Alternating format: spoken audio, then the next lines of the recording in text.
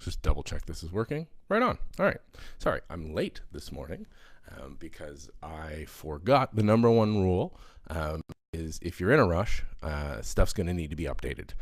So right now you can tell things are a little bit different. I'm not doing my normal broadcast as far as the camera setup and things like that go. I'm actually coming to you live from Austin, Texas. I'm down here for South by Southwest. Very exciting. It's my first time ever at the festival, and I'm speaking today. Of course, I'd planned to be right on time at 9:30 Eastern, 8:30 Central here. But of course, I'm almost 15 minutes late. As soon as I unpacked my Mevo cam, which is what I'm on right now, and I really like this camera, it of course needed an update. And that's great. The update solved a lot of the issues I had with it before. Still a couple little tiny things. But inevitably, the update took like 5-6 minutes on top of trying to get it out and set up and all this kind of thing. And I'm late. So this is going to be a short one today because I am on stage in a couple hours at 11 a.m. local, 12 p.m. Eastern. I'm giving a talk called Rogue Robots and the Potential for Cyber Attack. I'm really excited about this talk. It's been a while since I've been on stage giving a dedicated 60-minute breakout session. So that's got me a little bit excited and a little bit nervous. But more importantly, I'm really excited for this talk because this is an audience that I think is eager for this kind of information but isn't normally exposed to it. So South by Southwest, huge festival. There's Interactive, which is the part that I'm speaking in. I'm speaking in the Intelligent Futures track in South by Southwest Interactive. There's also film, comedy, and music. So there's a lot of creative people here, a ton of energy, and a lot going on. The Interactive segment really is the core. It's what the festival looks towards the future. See what's going on, technology, lots of startups. Twitter launched here years ago. So it's really it's a bridge between the tech world and the real world, right? In a cool area, in a really cool city. So it's an interesting festival to start with. And this is my first time being here. So everything's new. I don't really have anything to compare it to. So I can't tell you if this year's better than last. I can just tell you there's a ton of people downtown Austin. There's a lot going on. And it's kind of hard to get your bearings sometimes. So thankfully, they've got a strong mobile app that you can figure out what's going on.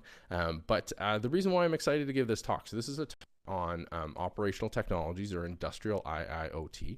I don't like that term because double IoT doesn't make any sense. Operational technologies are real world enabled tech. So things like robots, things like healthcare devices, smart cities, connected vehicles, all this kind of stuff falls under operational technologies. It's essentially the same as informational technologies, but with real world components, right? So infotech, which is our computers, our smartphones, all that kind of stuff, deals with just purely information.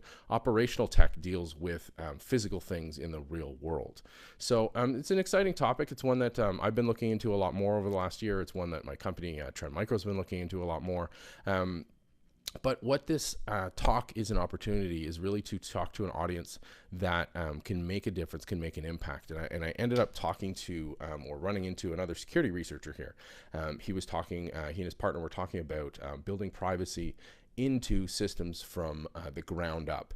And he had remarked, he did a session on Saturday. He said it went really, really well. He said there was only, about 80 people, which kind of had him a little disappointed. But, with a festival like this, you're up against a bunch of different opportunities. So it's difficult to pack people in. But he said the quality of the conversations he had with the people afterward was absolutely amazing. And it wasn't quality because they were understanding the depth of the technologies he had been talking about, but because they were looking to actively make a difference. So the team said they had 5 or 6 people right afterwards who said, listen, I need to implement this today in what I'm building for this city or for this company or for this organization. Help me build privacy in. And that's not a normal reaction you see when you're giving these kinds of talks at like security conferences, because there you're very much preaching to the choir, and it's a question of whether they can actually directly impact change anyway. This is why we have these perimeter designs, and they will say, well, my business units, it's a good thing and I'll introduce them to it, but it's not a direct conversation.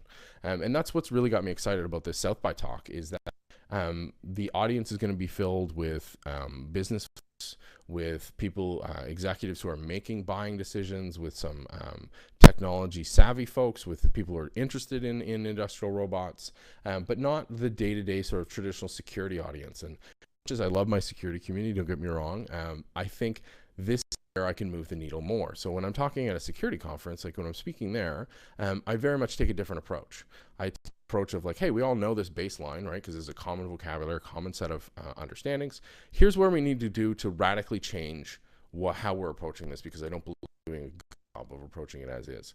We make these adjustments. In this type of an audience, I get to highlight and frame a problem that they're not necessarily aware of. They know security is important, it's a buzzword, it's a topic of conversation for everybody, but I can actually influence and shape the direction they're going to take to prevent a lot of these problems from being exposed in the first place. And that's got me really excited.